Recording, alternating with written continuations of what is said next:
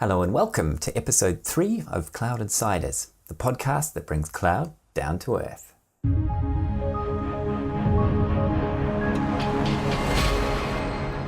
Thanks for joining me. I'm Oliver Happy, your host today for this discussion about business continuity and disaster recovery, or DR. As always, head over to cloudinsiders.fm for show notes and in this case to access the free DR toolset provided helpfully by our friends at Databarracks.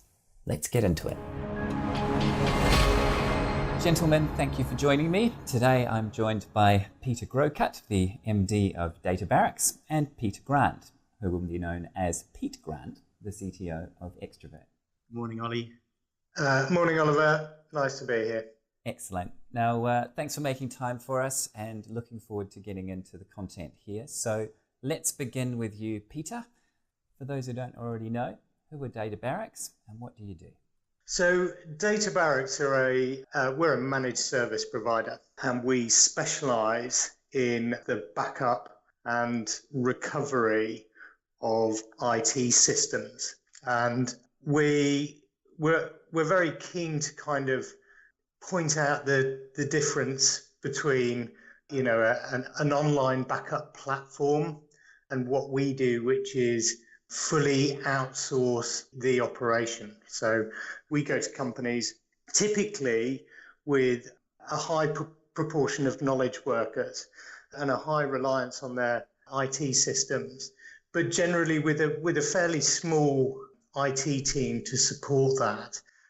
But businesses that really kind of understand the value of their data and they have an attitude which is, look, we would rather focus our technology people on driving innovation and leveraging the technology for the best use that the business can make of it, rather than getting bogged down in the weeds and doing the heavy lifting of backups and disaster recovery. That's where we've come from. So we're a very boutique firm looking at all of the different, changes that people are making to IT infrastructure and how we can innovate around making sure that those systems are always available. Very good. Thank you. So taking a step back then, just for those who aren't already aware, what is business continuity and why is it important? Business continuity is, in very high-level terms, the ability of a business to continue serving its customers in the event that it has some kind of disaster or event which would otherwise prevent it from continuing normal operations. And business continuity spans the entire operation of a business. So that can be from a distribution warehouse, logistics of vans and trucks, and relocation of people and communication between suppliers and teams and global offices. And where we sit in that is the continuity of the IT systems. So we focus very much on IT disaster recovery and the ability of the IT systems to survive a catastrophe. And we then sit as part of the broader business continuity plans that a company might have. Okay, so perhaps we should also define disaster recovery and perhaps contrast that with disaster recovery as a service. So disaster recovery is, as it sounds, the ability of a business to survive a disaster. And I guess we're going to get into what kind of disasters businesses would be planning for. But in high level terms, it's exactly that. Now, what we do is very specific around IT disaster recovery. So disaster recovery, for example, could include a fire at a remote office that would constitute a disaster, would invoke a disaster recovery plan, and that may or may not include the IT disaster bit, which would be dependent on whether there was any systems involved in the building, etc. So the business continuity piece is a very high level structured process which governs the ability of the business to continue trading. Disaster recovery is then the very specific parts within that business continuity framework of how to recover from disaster. The IT disaster recovery sits within the disaster recovery bit and is how to recover from a failure of IT systems from whatever event caused that. And just to rewind, Oliver, it occurs to me that I never actually answered your initial question, which was why is it important? And that's really more and more businesses, of course, nowadays are becoming more and more reliant on their IT infrastructure. We look at collaboration and communication and enterprise resource planning and HR and finance systems as being pretty much digitized across the vast majority of industry now. And really to lose some, any or all of those systems for any prolonged period of time soon starts impacting and hitting the bottom line of a company. So the quicker that we can put a business back on its feet, the smaller those losses are, and the greater chance that a business will continue to trade after a catastrophic event. Right. Okay. So what sort of market factors and emerging issues and threats have led to this focus on continuity? Because it's something that's certainly a buzzword in the media. I mean, it's always been there, is the honest truth. I mean, I remember doing DR tests when I worked in a bank many years ago, and we would all go from one building to another building, and we'd plug ourselves in and we'd get ourselves working. And really, when we started Databarracks some 15 years ago, what we spent a lot of time talking about was, the fire, the flood, pestilence, and it was really around protecting the physical infrastructure that people had running their applications. Fast forward on a couple of years, the risks started to change somewhat. Virtualization kind of went from being something used broadly in test and dev into production environments, and the risks were much more around, we were seeing disasters where people were doing firmware upgrades on their SANs, for example, and that was causing some kind of corruption. And the risk was very different. What you'd gone from is you'd have a physical server that went pop and saw somebody made a mistake, and you'd lose a piece of an application or all of an application. Whereas in the era of virtualization and widespread adoption of that, you could have a problem with a SAN that could replicate even if you had high availability, and that would take all of your workloads down. So the mitigation strategies that we started to employ started to be different. Now what we're talking about, the biggest threats are around the cyber security. There are many reasons for this. One of the major ones, of course, is that is that mass crime is going online. The days where we can go back to war games and disenfranchised youth sitting around trying to hack into corporate systems for giggles and for their own kind of reasons have gone. There's a lot more organized crime involved now. I think the rewards are very large. The risks are, are pretty small. The attacks are getting much, much more sophisticated. And that's only going to increase. I think 75% of UK businesses had some kind of cyber incident last year. And still, the vast majority of those were some kind of human error. So the ability for businesses to be tripped up now are very real. And also one of the biggest problems, of course, is that the most vulnerable people within the business are the most senior people. So what we're seeing is we're seeing less mass email, hoping to get one person tricked into clicking on a link. We're now going to very targeted spear phishing attacks. It's much easier to profile somebody who's senior. There's a lot more information available. You can tailor one email with a very high chance of pressing the right buttons to get an action happening. And if you do have that, the reward is much greater. Senior executives, they have much wider access to sensitive systems. So if it's a crypto virus, they're going to be able to infect many more systems. If it's a piece of spyware, then obviously what you've got is you've got much more juicy information being keylogged from your senior execs than you have from your junior admin. So that's the biggest threat that we're facing at the moment. And of course, what people tend to ignore is that those threats don't really care where you are. They don't. Our traditional mitigation strategy was one of, well, look, we've got a data center, we've got servers which are sat in a comms room in our office or a data center. The reality is that we were wildebeest in the middle of the herd, if you like. Our greatest defense was our anonymity.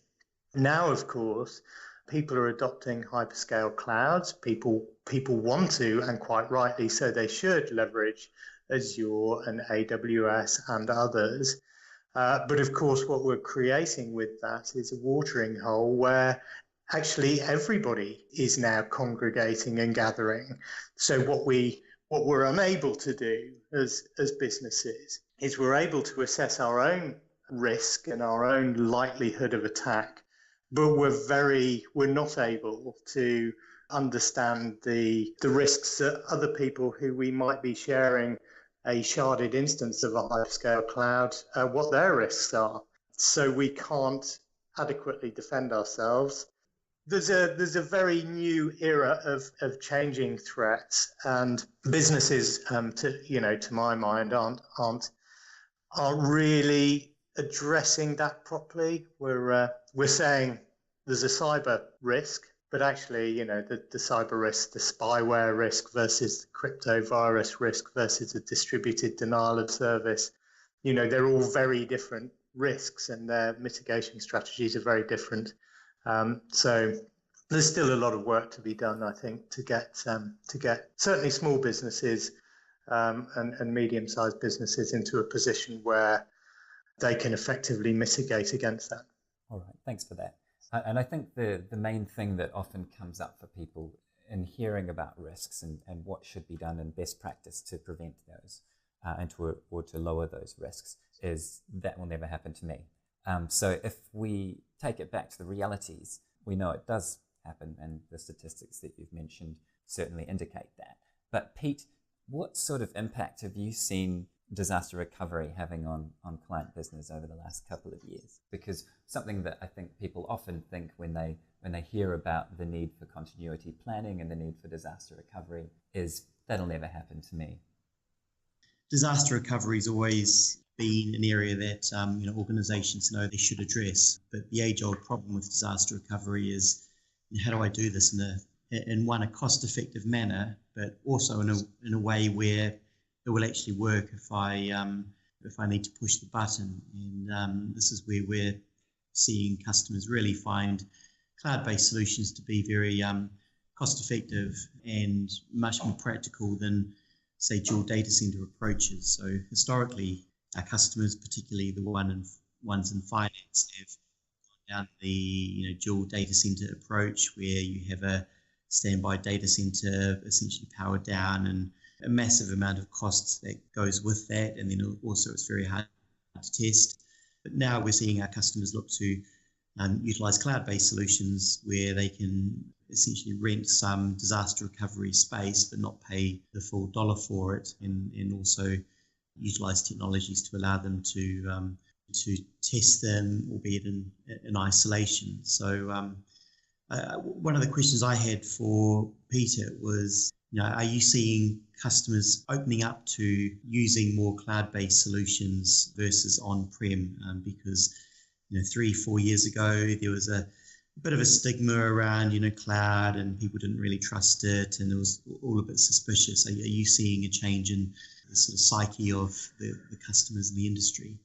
Definitely, that's the case. I think the adoption curve has been marred with a bit of hesitation and reluctance, but I think mass adoption is now there. And interestingly, I think the initial part was perhaps the the technical departments within companies being, uncomfortable perhaps about letting go of the infrastructure layer that they built up over many years.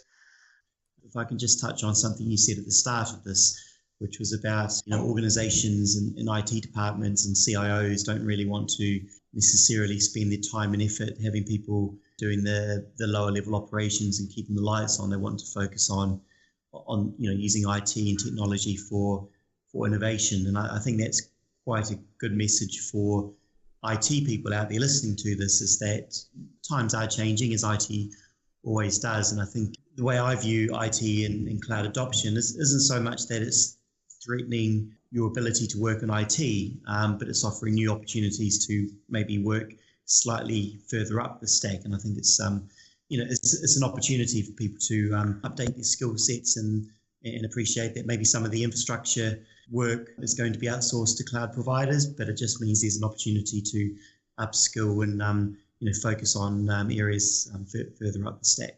Okay, and I completely agree with that. I think there's so much innovation around, leveraging the systems, the applications, and the data that businesses use for, much better effect. And I think the technical departments can really be at the, at the center of kind of driving those changes of efficiency and how to make customers and businesses work better, and leveraging the application layer for much better effect. And I think once you get rid of the flashing lights, there's a new level, as you say, of working up the stack that becomes available.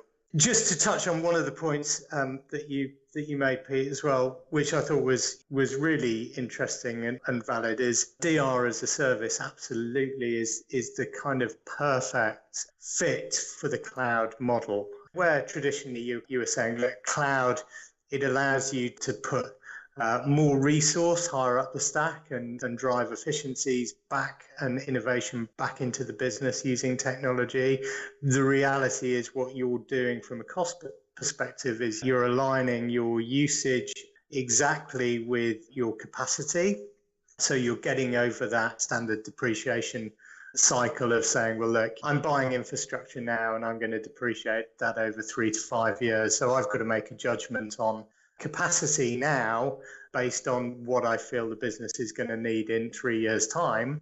And actually, really, I'm either going to over provision to be safe, which means I'm overspending, or I'm going to under provision, which means that if the business grows, we're going to be having to add and upgrade kit before actually we were ready to. So that's a good argument.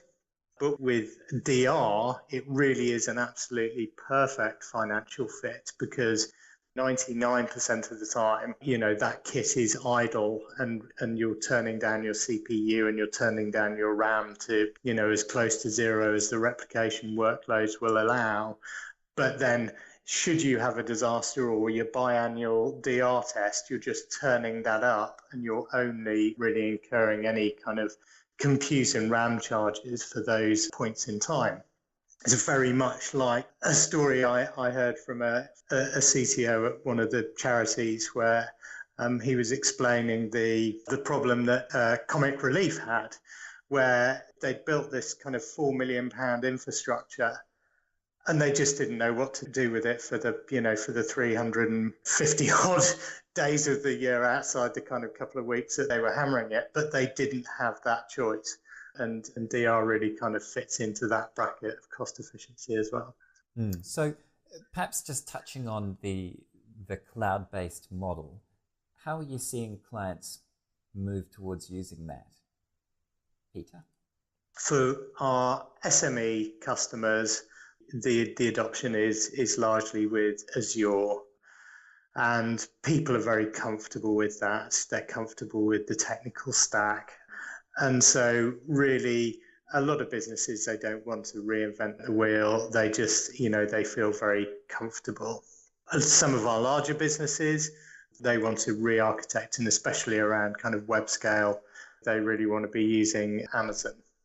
And some people, or a lot of people that, we talk to, do have that attitude, well, look, we're going to architect it and it's Microsoft's problem or it's Amazon's problem. We're not going to protect those workloads. We have sometimes quite, spirited debates, obviously, about why they should make sure that no matter where they're going, they have adequate protection. Mainly because of the cyber threat, but also you want to be able to have some kind of, resilience outside these hyperscale clouds, in our opinion, at least anyway. Okay, so if we just touch on that, if you were talking to the management team and perhaps even some of the technical team of one of these businesses, and they were starting to think about putting in place some best practice business continuity, what would that involve? So really, we would always start from the other way and do the business impact analysis and the gap analysis. So really, normally when you start with those two basic elements, then everything else becomes clear. A lot of people, what they do is they mitigate for the risk. So they're not mitigating for the impact of that risk. We can go in and we can talk to businesses about their critical services, and we start really at the application layer and the service layer, and we say we understand what's the impact of not having your HR system available or your payroll system available or your accounting system. And sometimes, depending on the business, they can be really small. You can go into a very large business and say, what happens if you don't have your payroll system? And of course, it could depend on the time of the month that they lost it. But quite a lot of people have an attitude of saying, well, we'd just phone up the bank and we'd pay everybody exactly what we paid them last month. And then we would worry about the anomalies, should there be any. But really, by understanding the services that the business consumes, you can understand then the risks that are pertinent to those systems. And then we can map out the mitigation strategies around that. We very rarely talk with the business, certainly, about technology. And certainly when we're talking to the board, they really don't care what Active Directory server or what app cluster or what bit of what SAN drives their ERP system. But what we should be able to say is, look, we can disaggregate the service that the business uses to the underlying infrastructure layer. And we will just sit and we'll say, your CRM or your ERP platform, how long can it be down? How long can the business operate and continue without that? And that will then inform the technology that we will implement to meet the RTOs, and also inform the kind of the risks that are available to that system. And as well as that, it also has a huge benefit of getting the buy-in of the business as well as the technology teams, because largely technology teams will go to the business and they'll say, we want to spend this money to protect the underlying IT infrastructure. And the business will see it as an IT cost and budget it as such. But really, if the business kind of see it as more of an operational imperative, it empowers the technology teams to put in best practice around that. And that's good to hear. I mean, I'm sure, Pete, that you'd be glad if most decisions on technology and strategy began in the boardroom rather than with technical. Yeah, I think reality is somewhere in between. Indeed. Okay, so Peter, when a business is looking at continuity and starting to plan for it, what are some of the common mistakes that you see people making that you would like to make them aware of when they go into this process? I think the biggest one is the one that I touched on before. One of the most common mistakes is that people plan for risk events. They don't plan for the impact that those events have. And what I mean by that is people would plan for a fire or a flood or a riot, as we had in London a few years ago. Whereas actually what people should be planning for is the outcome, a fire and a flood. We've lost access to our underlying IT infrastructure. So that's the impact. And that mitigation is the strategy. And I think the reason for that is that there are a lot of risks. There's probably somewhere between 60 and 75 risks that we see on the London Risk Register that our vast majority of our customers plan for. But the impact of those risks are probably 10 or 20. So plan for impact, not for risk, is one of the main pieces of advice we would give. Some of the others would be when you're analysing risk, a lot of people just won't give due deference to the different aspects of risk. And again, I touched on this before. So a cyber risk. Okay, what does a cyber risk look like? I mean, cyber risks are very, very different. A DDoS attack, social engineering, spear phishing, a crypto virus. They're very different in their impact and they're very different in their mitigation strategy. So make sure that you're addressing the right risks in the right way. And finally, but by no means least, this is the key to the whole shooting match really, which is test. You need to test and test regularly. Don't test to a run book.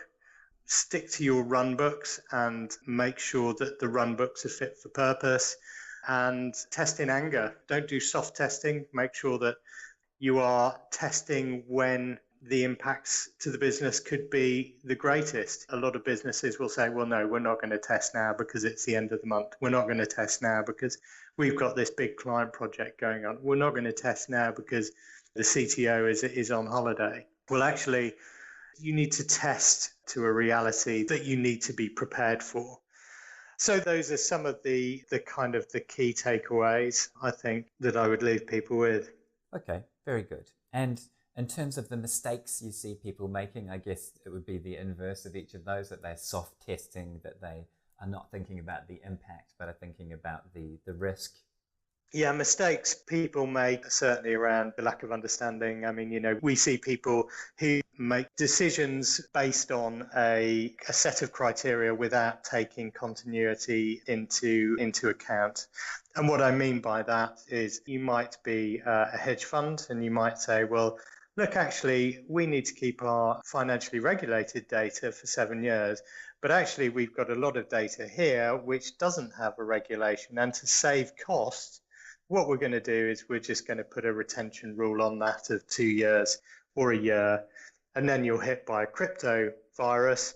You don't have a regression strategy of getting that data back effectively. So those kind of tabletop testing of scenarios is very good to augment a test. And what people sometimes overlook is the fact that backing up data and replicating data is incredibly easy to do. And, and it's one of the arguments that we make when we go out to the market is, look, anybody can do the BAU bit of what we do, but what really is very difficult is bringing up a 25 server estate or a 50 server estate or 100 servers or even just a 3 server cluster and delivering services back to a business in the event of a disaster. So I think understanding the complexities of restoration is very big. And also, I think a lot of people don't realize that when they are in a disaster, the last thing that they want to be doing is creating a split brain. So what do you mean by for that? example, so what I mean by a split brain is if you have a widespread IT system failure, you don't want your IT team bringing up, managing and focusing on your disaster recovery.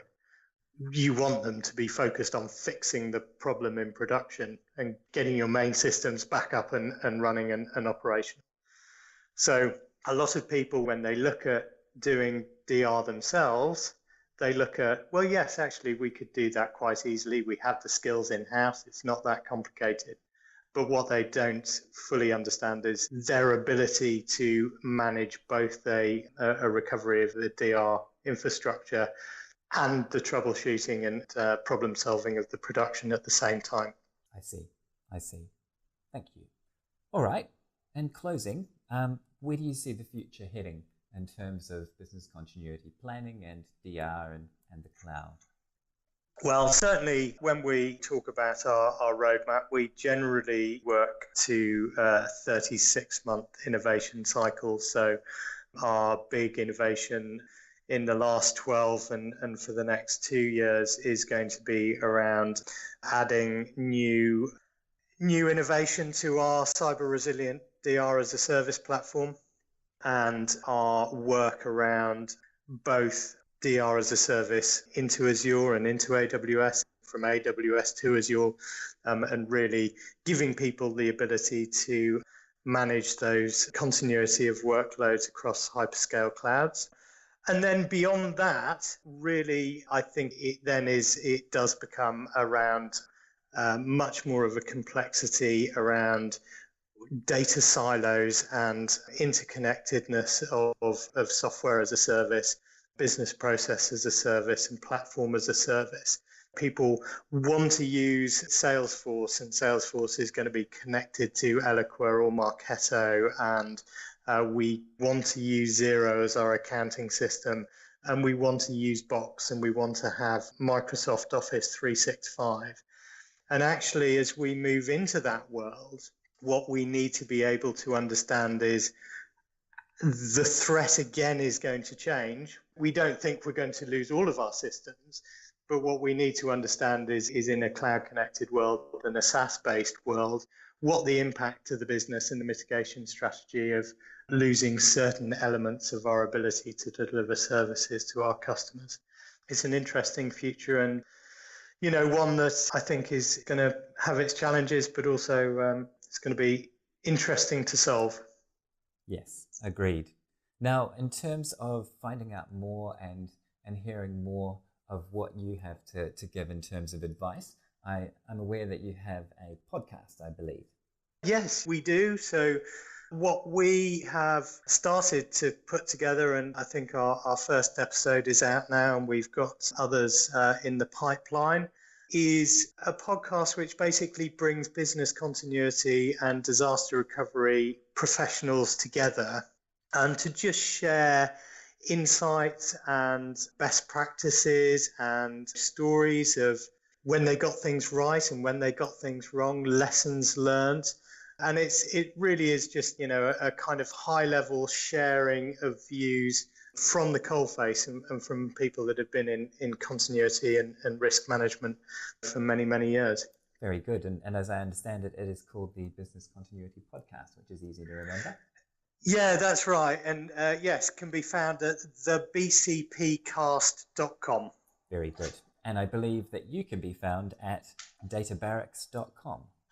We can be found at databarracks.com, and I can be found at Peter Groucutt on Twitter, and anything that I can do to inform the conversation, or if anybody wants to get in touch with me and find out a little bit more about disaster recovery and business continuity services, and I'd be more than happy to chat. Very good. Pete, any final comments or questions before I wind things up? Yeah, I think it's been great from my side. I've got no further questions, but I'd certainly like to maybe have some conversations following this. Very good. Peter, thank you for your time. Thank you for your thoughts, and see you next time. Oliver, it's been very good to speak to you, and thanks ever so much for inviting me on. It's much appreciated. It's a pleasure. That brings us to the end of another episode of Cloud Insiders. Thanks for tuning in. Hope you enjoyed it. And to find out more and access show notes and downloads, head over to cloudinsiders.fm. You can track us on Twitter at Cloud Insiders, and we'd love you to leave us a review on iTunes. See you next time. This episode was brought to you by Databarracks, leading provider of cloud infrastructure, disaster recovery, and backup services. To find out more, head over to databarracks.com.